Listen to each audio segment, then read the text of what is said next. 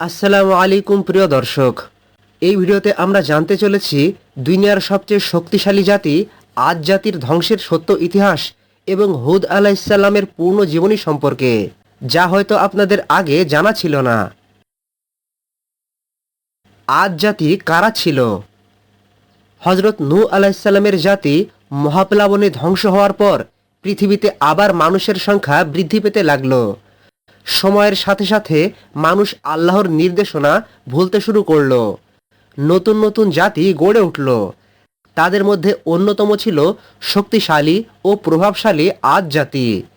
এই জাতির কাছে আল্লাহ প্রেরণ করেছিলেন তার নবী হজরত হুদ আলাইসাল্লামকে। আদ জাতি আরবের প্রাচীনতম শক্তিশালী জাতিগুলোর একটি ছিল।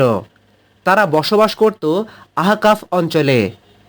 অধিকাংশ মুফাসিরের মতে এই অঞ্চলটি ছিল বর্তমানে ইয়ামেন ও ওমানের মধ্যবর্তী অঞ্চল। আদ জাতির লোকজন ছিল অসাধারণ শক্তিশালী। তাদের দেহ ছিল সুঠাম ও বলিষ্ঠ।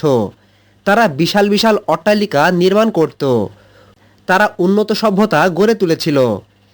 কৃষি, স্থাপত্য ও সম্পদের দিক থেকে তারা ছিল তাদের যুগের অন্যতম প্রভাবশালী জাতি। শক্তি ও সম্পদের কারণে তারা অহংকারী হয়ে উঠেছিল। আদ জাতির লোকজন মনে করেছিল যে পৃথিবীতে তাদের চেয়ে শক্তিশালী আর কেউ নেই। হুদ আলাইসাল্লামের বংশ পরিচয়। তাফসির ও ইতিহাস গ্রন্থে উল্লেখ আছে যে হুদ আলাইসাল্লাম আদ জাতিরই একজন সদস্য ছিলেন। তিনি নিজ জাতির ভাষায় তাদের কাছে দাওয়াত পৌঁছে দিতেন। আল্লাহ সাধারণত প্রত্যেক জাতির কাছে তাদের মধ্যে থেকে একজন নবী পাঠাতেন, যাতে মানুষ বলতে না পারে যে তারা তার কথা বুঝতে পারেনি। এই জন্য আল্লাহ তাআলা শক্তিশালী ও প্রভাবশালী জাতি আদ জাতির উপর হজরত হুদ আলাইসাল্লামকে তার জাতির মধ্যে থেকেই প্রেরণ করেছিলেন। আদ জাতির শিরক ও অবাধ্যতার ঘটনা। সময়ের সাথে সাথে আদ জাতি মূর্তি পূজায় লিপ্ত হয়ে পড়ে। তারা বিভিন্ন প্রকার মূর্তি তৈরি করে সেগুলোর পূজা করত। আদ জাতির লোকজন মনে করত যে এই সমস্ত মূর্তি তাদের উপকার ও ক্ষতি করতে পারে। তাদের আরেকটি বড় সমস্যা ছিল অহংকার। আদ জাতির লোকজন মনে করত যে আমরা সবচেয়ে বেশি শক্তিশালী। তারা নিজেদের শক্তি নিয়ে গর্ব করত। কোরআনে এসেছে, তারা বলতো, আমাদের চেয়ে শক্তিশালী আর কে আছে? অর্থাৎ তারা ভুলে গিয়েছিল যে তাদের শক্তির স্রষ্টা হচ্ছেন একমাত্র আল্লাহ।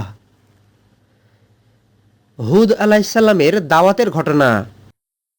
হজরত হুদ আলাইসাল্লাম তার জাতিকে বললেন, হে আমার জাতি, তোমরা আল্লাহর ইবাদত করো। তিনি ছাড়া তোমাদের অন্য কোনো উপাস্য নেই। হজরত হুদ আলাইসাল্লাম তার নিজের জাতি আদ জাতিকে শিরক থেকে ফিরে আসতে বললেন। তাওহীদের দিকে আহ্বান করলেন। আল্লাহ তাআলার প্রতি ভয় করতে বললেন। তিনি তাদের বোঝালেন যে সম্পদ, শক্তি ও ক্ষমতা এগুলো কখনো চিরস্থায়ী নয়। হজরত হুদ আলাইসাল্লাম আদ জাতির লোকজনকে আরও বললেন যে আমি তোমাদের কাছে কোনো প্রতিদান চাই না।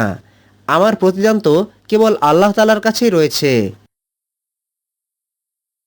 জাতির নেতাদের বিরোধিতার ঘটনা। হজরত হুদ আলাইসাল্লাম মানুষদেরকে দাওয়াত দেওয়ার পর সমাজের ধনী ও প্রভাবশালী নেতারা হুদ আলাইসাল্লামের বিরোধিতা শুরু করল। তারা বলল যে আমরা তোমাকে নির্বোধ মনে করি। আদ জাতির লোকজন তাদের নবীকে মিথ্যাবাদী বলে অভিযুক্ত করল। কিন্তু হুদ আলাইসাল্লাম শান্তভাবে উত্তর দিয়ে বললেন, হে আমার জাতি, আমার মধ্যে কোনো নির্বুদ্ধিতা নেই। আমি তো বিশ্বজগতের প্রতিপালকের পক্ষ থেকেই প্রেরিত রাসূল। অহংকারে অন্ধ হয়ে যাওয়ার ঘটনা। আদ জাতি তাদের শক্তির ওপর এতটাই গর্বিত ছিল যে তারা ভাবত কোনো শক্তিই তাদের পরাজিত করতে পারবে না। তারা পাহাড়, প্রান্তর ও উঁচু স্থানে বিশাল বিশাল নির্মাণ কাজ করত। কোরআনে ইঙ্গিত পাওয়া যায় যে তারা এমন সব স্থাপনা করত যেগুলো প্রয়োজনের চেয়ে অত্যন্ত বেশি ছিল, এবং অনেকটা গর্ব প্রদর্শনের জন্য তারা এগুলো করত। হজরত হুদ আলাইসাল্লাম তাদেরকে সতর্ক করলেন, কিন্তু আদ জাতির লোকজন তার কথা শোনেনি। হুদ আলাইসাল্লাম বললেন, তোমরা স্মরণ করো, নূহ আলাইসাল্লামের জাতির পরে আল্লাহ তোমাদেরকে পৃথিবীতে ক্ষমতা দিয়েছেন, তোমাদের শক্তি বৃদ্ধি করেছেন। অর্থাৎ হজরত হুদ আলাইসাল্লাম তার জাতিকে বোঝাতে চাইল যে তারা যে শক্তি পেয়েছে এগুলো তাদের নিজের পাওয়া নয়, বরং এটা আল্লাহ তাআলার ক্ষমতার পক্ষ থেকেই তাদেরকে দেওয়া হয়েছে। খরা ও দুর্ভিক্ষের ঘটনা। যখন আদ জাতি অবাধ্যতা অব্যাহত রাখল, তখন আল্লাহ তাআলা তাদের উপর খরা চাপিয়ে দিলেন। দীর্ঘ সময় বৃষ্টিপাত বন্ধ হয়ে গেল, ফসলগুলো শুকিয়ে যেতে লাগলো, জলাধার ও কূপগুলোতে পানির সংকট দেখা দিল। তখন হজরত হুদ আলাইসাল্লাম বললেন, তোমরা আল্লাহর কাছে ক্ষমা চাও, তোমরা তওবা করো, তাহলে তিনি আকাশ থেকে তোমাদের উপর প্রচুর বৃষ্টি বর্ষণ করবেন। কিন্তু আদ জাতির লোকজন তওবা করল না। কালো মেঘ আগমনের ঘটনা। একদিন আকাশে একটি বিশাল কালো মেঘ দেখা গেল। এটা দেখে আদ জাতির লোকজন আনন্দিত হয়ে উঠল। তারা ভাবল যে অবশেষে বৃষ্টি আসছে, খরা এবার শেষ হবে। আদ জাতির লোকজন বলল, এই তো মেঘ, যা আমাদের বৃষ্টি দেবে। কিন্তু বাস্তবতা ছিল ভিন্ন। হুদ আলাইসাল্লাম তাদেরকে সতর্ক করেছিলেন, কিন্তু তারা শোনেনি। আল্লাহ পাকের ভয়ঙ্কর শাস্তির ঘটনা। কোরআনে বর্ণিত হয়েছে, সেই মেঘ আসলে ছিল আল্লাহর শাস্তির সূচনা। মেঘের সাথে শুরু হলো ভয়ঙ্কর ঝড়, এমন ঝড় যা তারা আগে কখনোই দেখেনি। এটি সাধারণ কোনো বাতাস ছিল না, বরং এটি আল্লাহ তাআলার পক্ষ থেকে প্রেরিত ধ্বংসাত্মক ঝড় ছিল। পবিত্র কোরআনে বলা হয়েছে যে আল্লাহ তাআলা আদ জাতির উপর 7 রাত ও 8 দিন ধরে প্রচণ্ড ঝড় প্রবাহিত করেছিলেন। এই ঝড় এতই শক্তিশালী ছিল যে এটা মানুষকে মাটি থেকে তুলে আছাড় মারত। বিশাল বিশাল শক্তিধর মানুষগুলো খেজুর গাছের উপড়ে পড়া কাণ্ডের মতো মাটিতে পড়ে থাকত। যে জাতি নিজেদের শক্তি নিয়ে অহংকার করত, সেই জাতি কয়েক দিনের মধ্যেই সম্পূর্ণ ধ্বংস হয়ে গেল। আদ জাতির ভয়ঙ্কর পরিণতি। ঝড় থামার পর তাদের জনপদ শূন্য হয়ে গেল, অট্টালিকাগুলো ধ্বংস হয়ে গেল। আদ জাতির লোকদের সম্পদ তাদের কোনো কাজেই আসলো না, তাদের মহাশক্তি তাদের কোনো উপকারই করল না। পবিত্র কোরআনে এই আদ জাতির ভয়ঙ্কর বিষয়ের কথা বারবার উদাহরণ হিসেবে টেনে মানুষকে সতর্ক করা হয়েছে। হুদ আলাইসাল্লাম ও মুমিনদের রক্ষার ঘটনা। আল্লাহ তাআলা তার নবী হুদ আলাইসাল্লাম এবং তার সাথে ঈমান আনা লোকদেরকে রক্ষা করলেন। এটি হচ্ছে আল্লাহ তাআলার একটি স্থায়ী নিয়ম। শাস্তি আসার আগে তিনি মুমিনদেরকে নিরাপদ করেন। হজরত হুদ আলাইসাল্লাম এবং তার অনুসারী ব্যক্তিরা ধ্বংস থেকে রক্ষা পান, আর আদ জাতির অহংকারী লোকজন শাস্তির মুখোমুখি হয়। তাফসির ও ইতিহাস গ্রন্থ থেকে জানা যায় যে হজরত হুদ আলাইসাল্লাম ধ্বংসের পর বেঁচে যাওয়া মুমিন ব্যক্তিদেরকে নিয়ে অন্য স্থানে বসবাস শুরু করেছিলেন।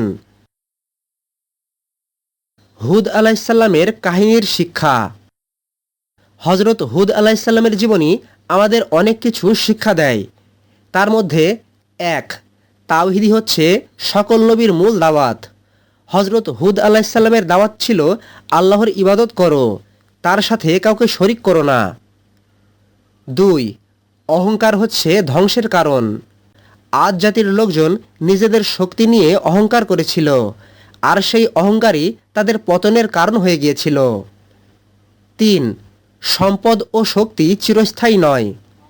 যে জাতি একসময় পৃথিবীর শক্তিশালী জাতিগুলোর একটি ছিল, আজ তাদের অস্তিত্ব ইতিহাসের পাতায় সীমাবদ্ধ। 4, আল্লাহর শাস্তিকে হালকাভাবে নেওয়া উচিত নয়। মানুষ যখন বারবার সতর্কতা উপেক্ষা করে, তখন আল্লাহর শাস্তি এসে যেতে পারে। আদ জাতির উপর তাই হয়েছিল।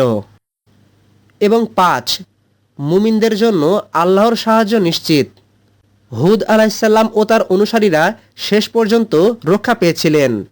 মূলত মুমিন ব্যক্তিদেরকে আল্লাহ তাআলা অবশ্যই সাহায্য করেন। হজরত হুদ আলাইসাল্লামের জীবনী আমাদেরকে শিক্ষা দেয় যে শক্তি ও ক্ষমতা নিয়ে গর্ব ধ্বংসের মূল কারণ হতে পারে। আল্লাহ তাআলা আমাদের সকলকে হুদ আলাইসাল্লাম এবং আদ জাতির জীবন থেকে শিক্ষা নেয়ার তৌফিক দান করুন। আমিন। কোরআন সুন্নাহের রেফারেন্স সহ প্রতিনিয়ত ইসলামিক ভিডিও পেতে আমাদের চ্যানেলের সঙ্গে সংযুক্ত থাকুন। আসসালামু আলাইকুম ওয়া রাহমাতুল্লাহি ওয়া বারাকাতুহু।